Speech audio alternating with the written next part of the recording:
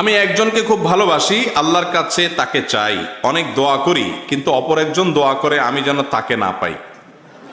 এখন আমি কি করলে তাকে পাবো, কি ইবাদত করলে পাবো? ভাই, আল্লাহ তাআলা আমাদেরকে মাফ করুক। এই যে প্রশ্ন, যুবকদের প্রশ্ন প্রতিদিনই যেখানে যাচ্ছি প্রচুর পরিমাণে পাচ্ছি। আলহামদুলিল্লাহ, এটা ভালো যে যুবকরা জানতে চাচ্ছি। ভাই, এক নম্বর কথা হলো, এই প্রশ্ন শুনে বোঝা গেল যে আপনি হারাম রিলেশনে জড়িয়ে গেছেন, হারাম সম্পর্কে জড়িয়ে গেছেন।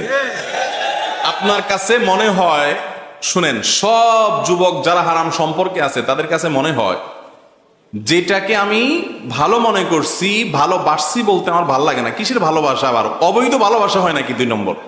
যাই হোক, এই 2 নম্বর ভালোবাসি যারে আমি, সেই যুবক মনে করে তাকে যদি স্ত্রী হিসাবে জীবনের তরে পেয়ে যাই, মনে হয় রাজ্যের সকল সুখ শান্তি